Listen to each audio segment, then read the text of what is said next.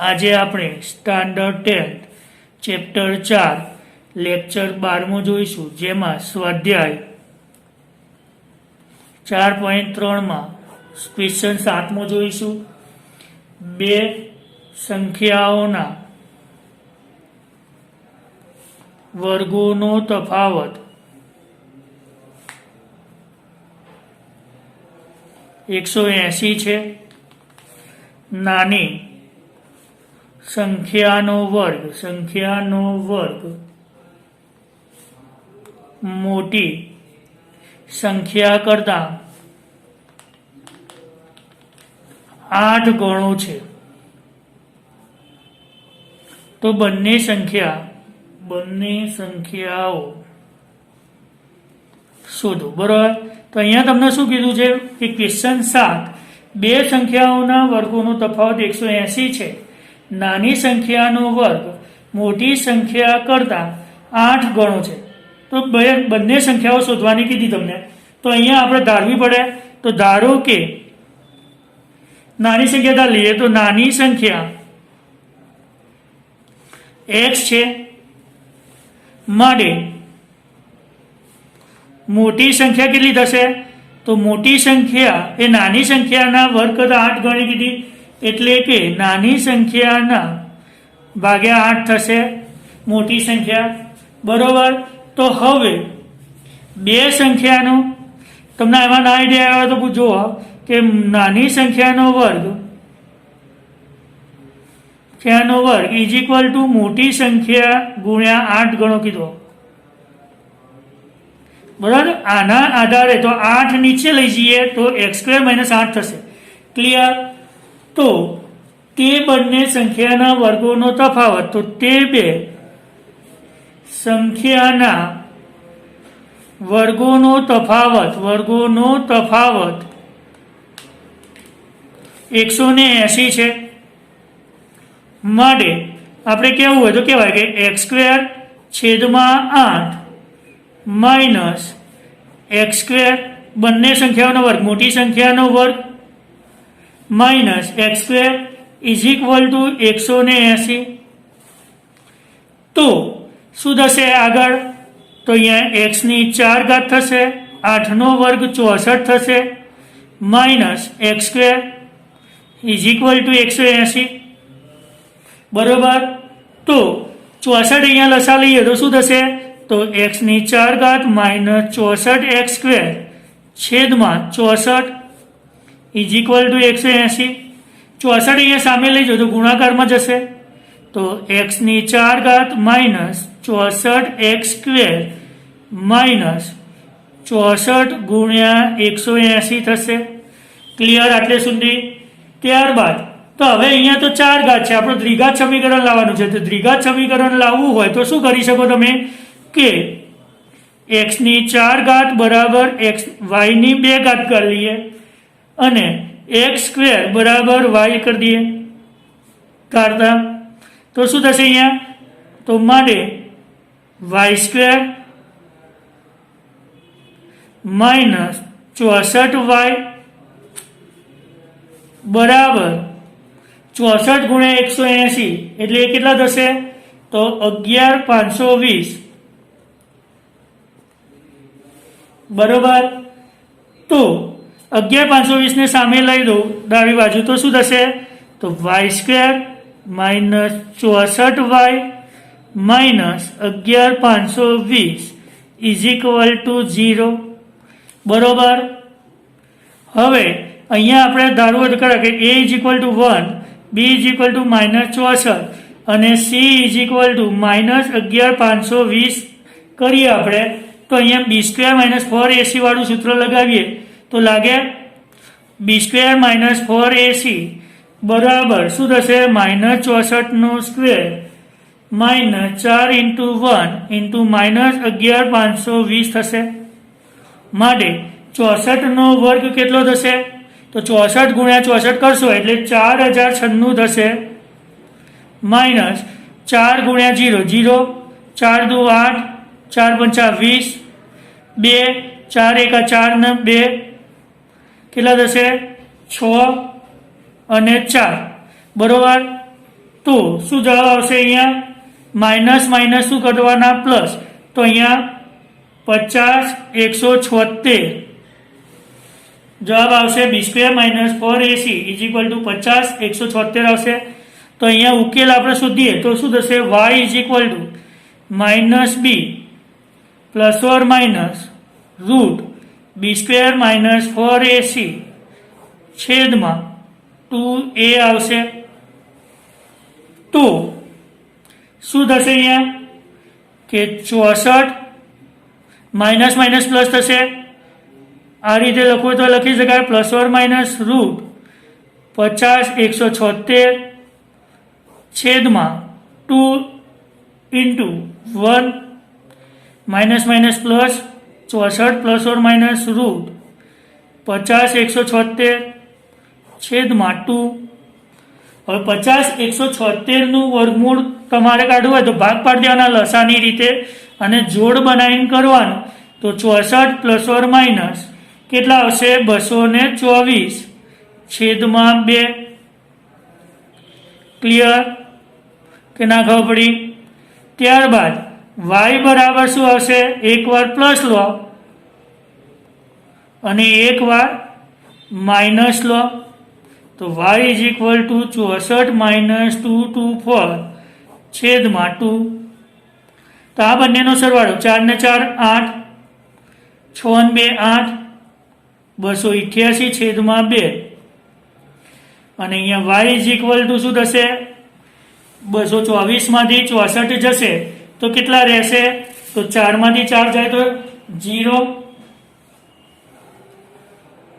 12 માંથી 6 જાય તો 6, 1 માંથી 1 તો માઇનસ 160 ભાગ્યા 2. તો y બરાબર 144 થશે આના ભાગ્યા. અને અહીંયા y બરાબર શું થશે? માઇનસ 80 થશે. પરંતુ આપણે y નથી શોધવાના, આપણે x ની કિંમત શોધી તો પાછી x ની કિંમત મૂકી દઈએ કે x² is equal two y. તો માઇનસ તો આવશે નહીં જવાબ. તો આપણે લખીએ કે માટે x² બરાબર 144 અથવા x² બરાબર માઇનસ 80. પરંતુ x² બરાબર માઇનસ 80 શક્ય નથી. x² બરાબર માઇનસ 80 શક્ય નથી. તો શું થશે? શક્ય નથી તો x² બરાબર 144 તો x બરાબર શું થશે? 12. તો x બરાબર 12 અથવા તો x બરાબર માઇનસ 12. તો પ્લસ ઓર માઇનસ 12 આવશે. તો મોટી સંખ્યા કઈ થશે? તો x² છેદમાં 8 બરાબર 144 છેદમાં 8 બરાબર 18. તો આમ માંગેલ સંખ્યા પ્લસ 12 અને 18 અથવા માઇનસ 12 અને શું આવશે? એમાં 18 જ આવશે. ક્લિયર? આટલે સુધી. ક્વેશ્ચન 8. એક ટ્રેન એકધારી ઝડપે 360 કિમી અંતર કાપે છે. જો તેની ઝડપ 5 કિલોમીટર પ્રતિ કલાક વધુ હોય તો આટલું જ અંતર કાપવા તેને 1 કલાક ઓછો સમય લાગે છે. તો ટ્રેનની ઝડપ શોધો. તો પહેલા તમારે તો શું લેવાની? ટ્રેનની સામાન્ય એકધારી ઝડપ. તો ધારો કે ટ્રેનની એકધારી ઝડપ કેટલી હશે? તો x કિમી પ્રતિ કલાક. તો x કિમી પ્રતિ કલાક ની ઝડપે 360 કિમી અંતર કાપતા લાગતો સમય બરાબર અંતર ભાગ્યા ઝડપ થશે. એટલે કે t1 ઇઝ ઇક્વલ ટુ 360 ભાગ્યા x. કલાક. બરોબર. તે જ રીતે જો ટ્રેનની ઝડપ 5 કિમી પ્રતિ કલાક વધુ હોય તો નવી ઝડપ કેવી થશે? નવી ઝડપ બરાબર x પ્લસ 5 કિમી પ્રતિ કલાક થશે. બરોબર. તો 360 નવી ઝડપે 360 કિમી અંતર કાપતા લાગતો સમય બરાબર અંતર ભાગ્યા ઝડપ. તો શું થશે? t2 = 360 છેદમાં x પ્લસ 5 કલાક થશે. પછી શું કીધું તમને અહીંયા કે નવી ઝડપે લાગતો સમય એ જૂની ઝડપ કરતા 1 કલાક ઓછો લાગે છે, એટલે કે t2 = t1 - 1 થશે. બરાબર. તો માટે 360 છેદમાં x પ્લસ 5 થશે. અહીંયા 360 છેદમાં x -1, અહીંયા x લસાવી લો તો 360 છેદમાં x પ્લસ 5 બરાબર 360 માઇનસ x છેદમાં x. હવે ક્રોસ ગુણાકાર કરી દો, ચોકડી ગુણાકાર, તો 360x બરાબર x પ્લસ 5 અને 360 માઇનસ x થશે. બરાબર.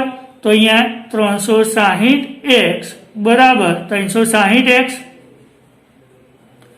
માઇનસ x સ્ક્વેર, 360 ગુણ્યા 5 એટલે 36 × 5 18 એટલે 180 માઇનસ પ્લસ 1800 થશે. બરાબર. માઇનસ 5x 360x ને આ બાદ લઈ દો તો 360 0 થઈ જશે. તો આ આખા પદને આમ લઈ દઈએ તો x square plus 5x minus 1800 થશે. તો માટે આપણે કહીએ x square plus 5x minus 1800 = 0 થશે. ક્લિયર. તો આપણે જોઈએ તો x સ્ક્વેર 1800 ના એવા ભાગ પાડવાના કે 5 આવે. તો શું આવશે? x square plus 45x minus 40x minus 1800 = 0. બરોબર. તો આમાંથી કોમન શું નીકળશે? x કોમન નીકળશે, x પ્લસ 45. આમાંથી 40 કોમન નીકળશે, x પ્લસ 45 = 0. તો x પ્લસ 45 x માઇનસ 40 બરાબર 0. બંનેને 0 સાથે સરખાવો તો શું થશે? તો x પ્લસ 45 બરાબર 0 અથવા x માઇનસ 40 બરાબર 0. માટે x બરાબર માઇનસ 45 અથવા x બરાબર 40. બરાબર. તો આપણને ખબર છે કે x એ ટ્રેનની સામાન્ય એક ધારી ઝડપ દર્શાવે છે. આથી x એ ટ્રેનની સામાન્ય એક ધારી ઝડપ દર્શાવે છે.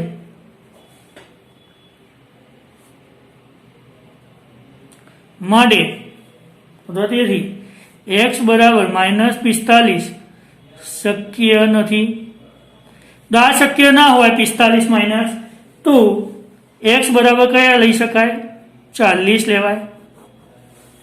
તો આ લખીએ, આ ટ્રેનની સામાન્ય એક ધારી ઝડપ 40 કિમી પ્રતિ કલાક 40 કિમી પ્રતિ કલાક થશે. ટ્રેનની સામાન્ય એક ધારી ઝડપ 40 કિમી પ્રતિ કલાક છે.